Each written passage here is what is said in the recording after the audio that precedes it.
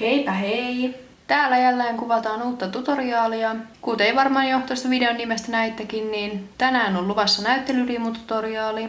Tää on sinänsä aika simppeli varuste tehdä, mutta tässä on kuitenkin pari sellaista kohtaa, joka yleensä ihmisiltä menee vähän niin kuin pieleen. Eli esimerkiksi toi niin kuin turvalle tuleva hihna, niin sen näkee usein, että se on niin kuin väärinpäin. Ja sitten toi ketjun kiinnitys, siinäkin tuntuu olevan usein hankaluuksia. Mutta aloitetaan nyt sillä, että mä näytän teille, mitä tämän näyttelyriimun tekemiseen tarvitaan. Ensimmäiseksi tarvitaan se materiaali, mistä se riimu tehdään. Eli yleensä se on joku nauha. Voi käyttää myös nailonia tai tekonahkaa. Mutta kaikkein yleisin on just tällaiset niin kuin koristeelliset nauhat. Mulla on tässä esimerkiksi tällaisia, joissa on vähän ikään kuin tällaisia tupsuja. Ja sitten mulla on tässä niin kuin tällaisia, jossa on tollanen vähän niin kuin pitsimäinen toi reuna. Mä teen nyt näistä niin sanotuista pitsinauhoista tämän näyttelyriimun ja säästän sitten noita tupsunauhoja niin kuin enemmän tilausvarusteisiin. Tähän riimuun tarvitaan 3 rinkulaa. Mä käytän tällä kertaa tällaisia vähän pienempiä, eli noin 15 millisiä avainrinkuloita. Ja sitten tarvitaan ketju. Ja ketjuna mä käytän tällaista ihan perus hopeisen väristä ketjua. Ja ketjua varten esimerkiksi leikkauspihdit tai sitten tällaiset niin kuin vääntöpihdit. Mulla on tässä nyt 2 vääntöpihdit, joilla mä saan sitten ton ketjun niin kuin avattua. Ja sitten nämä ihan perusjutut, eli tarvitaan myös sakset ja sitten kuumaliima tai neula ja lankaa. Mä ajattelin näyttää tässä nyt sekä sellaisen näyttelyriimun, johon tulee toi ketju, ja sitten sellaisen, johon tulee niin kuin tosta ihan nauhasta. Mutta periaatteessa se tapa, miten se tehdään, on ihan sama. Nauhasta se on niin kuin helpompi ja nopeampi tehdä kuin ketjusta. Ja lähdetään sitten vaan tekemään. Tämänkertaisena mallina meillä toimii tänään tuikku. Aloitetaan sillä, että otetaan täältä nyt nauha, josta me halutaan tehdä se riimu. Mä otan nyt tämän nauhan, jossa on ikään kuin tällaista niin kuin pisaran mallista kuviota tuossa laidassa. Sitten me tarvitaan toinen näistä rinkuloista.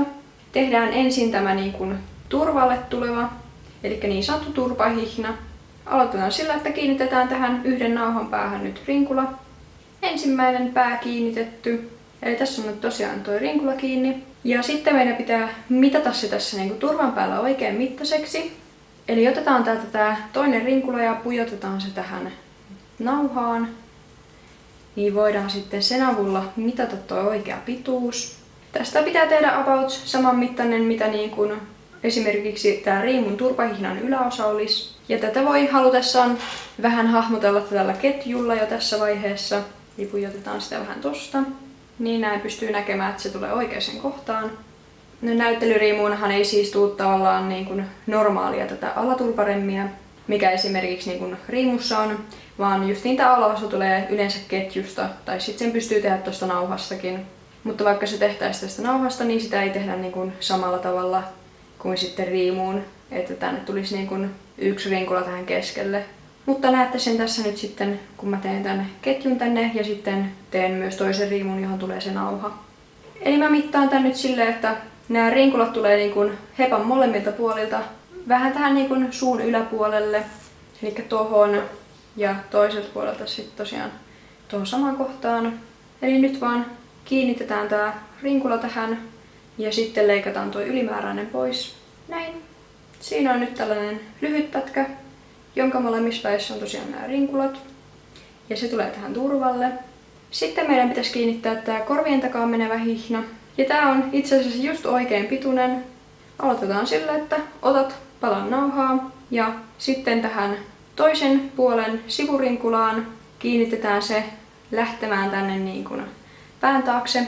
Ja tää on yleensä se kohta, joka näkee näyttelyriimussa olevan väärin. Eli jos justiin on tässä nauhan alareunassa esimerkiksi jotain tällaista kuviointia tai tupsua, joka niin kuin kuvitellaan, että se olisi normaalisti niin kuin alaspäin, niin jotkut tekee sen virheen, että ne laittaa tavallaan tämän hihnan niin kuin väärinpäin, eli että ne vaikka tupsut tai tässä tapauksessa nämä pisarat niin kuin on tänne kohti hepan otsaa ja sitten tää laitettaisiin niin kuin näin päin, niin te huomaatte, että se ei näytä hirveän hyvältä näin, kun tää on tavallaan niin kuin väärinpäin. Eli kannattaa katsoa, että aina tää niin kuin kuviointi tai hapsut, niin ne tulee osoittamaan niin kuin ikään kuin alaspäin ja että ne on niin kuin samoin päin tässä. Eli jos laitetaan tää alaspäin, niin sitten myös niin kuin toi turpaosa olisi alaspäin. Mutta siis kiinnitetään tähän sivurinkulaan tämä. Elikkä näin. Ja jos ihan tästäkin katsotaan, niin nämä hihnat on niin samoin päin. Jos laittaa sen tälleen niin pitkäksi, niin tää pisaranmalli on molemmissa alaspäin. Tää tosiaan lähtee tänne pään taakse ja tulee tänne toiselle puolelle päätä ja sitten se kiinnittyy tänne toiseen sivurinkulaan. Eli kiinnitetään se siihen. Ja tässä kannattaa katsoa, että tää turpahihna on suunnilleen niin kuin oikealla kohdalla. Eli siis sellaisella kohdalla, mihin turpahihna yleensä tulisi. Että se ei ole esimerkiksi täällä tosi edessä tai että se tulee niin kuin liian lähelle silmiä. Eli tähän tällaiseen kohtaan, jossa se niin kuin näyttää hyvältä. Ja sitten vaan mitataan tää sivuremmi oikein mittaiseksi ja kiinnitetään se siihen. Elikkä nyt meillä on tässä tää riimun pohja, jossa on siis tää turpahihnaosa ja sitten tää pään ympäri menevä hihna tässä. Ja sitten viimeinen osa tähän riimuun on tehdä tää niin kuin tavallaan turpahihnan alaosa tänne. Ja sitä varten meillä on tässä tää ketju. Ja otetaan tuolta yksi rinkula. Ja se rinkula yleensä on siinä ketjussa sillä, että se pääsee vapaasti liikkumaan. Elikkä ei niin, että se kiinnitetään tähän niin kuin ketjun päähän tää rinkula. Sen voi myös tehdä niin, jos haluaa, että tää rinkula ei niin paljon liiku täällä. Mutta tehdään nyt oikeaoppisesti, jolloin se rinkula pääsisi tällä ei vapaasti liikkumaan tässä ketjussa. Nyt pitää mitata tää ketju oikean pituiseksi. Joten pujotetaan se näistä molemmista sivurinkuloista nyt läpi. Ja näyttelyriimuissa se on yleensä vähän semmonen löysä se ketju, eli se ei tule ihan niin kuin kiinni tähän leukaan näin. Ja sitten niin, että tähän tuli se rinkula. Vaan sinne jätetään yleensä vähän löysää. Eli se laitetaan tänne vähän niin kuin kaksinkerroin, jotta sitten tää toinen puoli tavallaan pääsee niin kuin kiristymään ja pitää sen riimun hevan päässä. Ja sitten tää niin kuin toinen osa ketjua jää tänne niin kuin vähän löysäksi. Ja miten tää ketjun pituus mitataan, niin mä tykkään mitata sen silleen, että mä vedän tuolta kireeksi. Sitten mä otan nää päät tähän. Sitten mä mittaan sen tässä niin kuin hevosen suulla. Eli jos se ketju pääsee tänne tästä leuan yli, niin se on liian pitkä. Eli se pitää mitata sen pituiseksi, että se ei tule tuosta leuan yli. Koska sit se on taluttaessa vähän tyhmä, jos se yhtäkkiä pomppaa tänne niin kuin suuhun. Ja muutenkin kansi vähän katsoa niin kuin mittasuhteita siitä kepparista, että se ei ole tänne niin kuin hirveän pitkälle kaulaan toi ketju. Mä ajattelin, jos mä lyhennän tästä ihan pikkusen, siitä tulisi suunnilleen ton pituinen, olisi ehkä hyvä. Eli mä otan nyt noin mun vääntöpihdit tuolta. Tää vois ihan leikata tän ketjun, siis leikkauspihdeillä, mutta mä haluan pitää tän ehjänä, niin mä vaan avaan tästä tän yhden ketjun palan. Sitten kun mä oon lyhentänyt tän ketjun, niin mä vielä varmistan, että se on hyvän pituinen. Nyt kun meillä on tässä oikean mittainen ketju, tää on ehkä joku 30 senttiä pitkä nyt tuikulle, niin otetaan täältä tää yksi rinkula ja laitetaan se tähän niinku ketjun läpi, että se pääsee vapaasti tässä liikkumaan.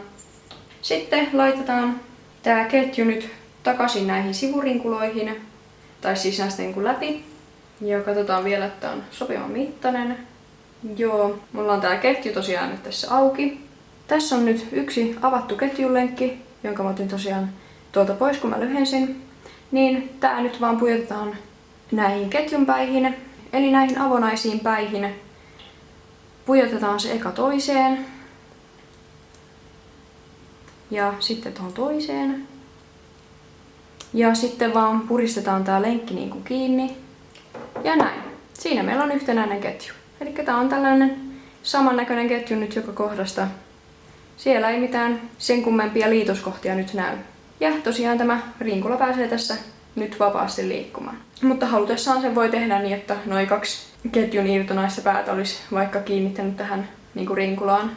Niin sit se olisi niinku kiinni siinä ketjussa eikä pääsisi niinku liikkumaan siitä. Siinäpä meillä on näyttelyriimu valmis. Eli loppujen lopuksi tällainen hyvin yksinkertainen ja nopea tehdä. Tää ketju tosiaan roikkuu täällä vähän niinku löysänä. Ja tähän sitten tulisi riimunnaru. Ja aina taluttaessa se niinku kiristää tän remmin, että tää ei niinku ole ihan löysänä täältä, jolloin tää riimu pääsisi tässä liikkumaan. Vaan sitten kun on riimunnaru tosiaan tässä rinkulassa, niin toi taaempi ketju kiristyy ja pitää sitten tän riimun päässä. Mä näytän nyt vielä, että miten tehdään ketjuton versio, eli jossa tää niinku ketju korvataan tällä pelkällä nauhalla. Eli nyt tehdään sellainen versio, johon ei tule tuota ketjua ollenkaan. Ja mä teen sen tästä mustasta. Eli tähän tarvii samalla lailla 3 rinkulaa. Mutta tähän ei tosiaan tule sitä ketjua, joten ainoat metalliosat on nyt vaan nämä 3 rinkulaa. Tää pääosa tehdään ihan samalla tavalla, eli tehdään tähän täällä turpaosa ja sitten pään taakse lähtevä hihna. Mä teen nyt sen ja sitten mä näytän tarkemmin, miten niinku toi ketjuosa tehdään tällä nauhalla. Ja nyt meillä on tää pääosa valmis. Eli tää oli tosiaan ihan samat vaiheet kuin tuossa valkoisessa. Näyttää tässä kohtaa nyt tältä. Ja nyt sitten meiltä puuttuisi se niin kuin ketjuosa täältä, joka tehdään tästä nauhasta.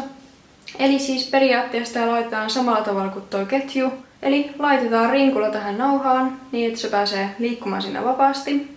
Se laitetaan näistä sivurinkuloista läpitte. Molemmilta puolilta tosiaan pujotetaan. Meidän pitää vaan kiinnittää nämä nauhojen päät yhteen. Ja sitä varten tarvii mitata tää oikean pituiseksi. Eli sama homma kuin ketjun kanssa. Katsotaan toi niin kuin taaempi. Tämä on täällä kireellä. Mä pidän sitä tässä niin kuin käsillä kiinni. Noi päät yhdessä. Ja sit vaan katsotaan oikean mittaiseksi. Eli tää on liian pitkä, kun tää nousee suuhun. Lyhennetään vähän. Ja siinä. Ton mittainen olisi hyvä. Nämä päät voi esimerkiksi kummaliimata tai sitten ommella. Mä ompelen nää käsin. Lyhennän tän nyt tästä oikein mittaiseksi, eli tuohon kohtaan mihin mä mittasin sen. Ja nyt on tosiaan täällä 2 näitä irtopäitä. Nämä 2 päätä nyt pitää yhdistää toisiinsa. Laitan ne tähän niinku vaan päällekkäin, jotta se hihna jatkuu sitten tossa niinku pyöreänä. Näin. Tosiaan ne on nyt tästä kohtaa yhdistetty. Se on nyt yksi yhtenäinen hihna siinä. Kun vedetään tää kireeksi tästä riinkulan puolesta, niin se näyttää tältä. Eli pään alla tosiaan näyttää tältä. Eli siinä oli nyt näytettynä myös tämä ketjukonversio. Mä näytän tässä lopussa nyt teille vielä nuo näyttelyriimut, jotka mä tein. Eli näiden 2 lisäksi, mitkä tällä videolla tehtiin, niin mä tein myös tuollaisen valkoisesta pitsinauhasta olevan riimun, jossa ei ole tuota ketjua myöskään. Eli tein yhteensä 3 näyttelyriimua. Ja tässä nyt tosiaan loppuu vähän videoklippejä niistä. Eli näyttelyriimu on suht tollanen simppeli ja aika nopea tehdä. Se ei tosiaan ole kovin hankala, paitsi sitten kun yrittää tuota ketjua laittaa. Se voi olla ekoja kertaa, kun sitä laittaa, niin aika vaikeeta, jotta se vaatii niinku ehkä pikkusen harjoittelua. Mutta siinä se. Jättäkäähän kommenttia siitä, että mikä tutoriaali mun pitäisi tehdä seuraavaksi.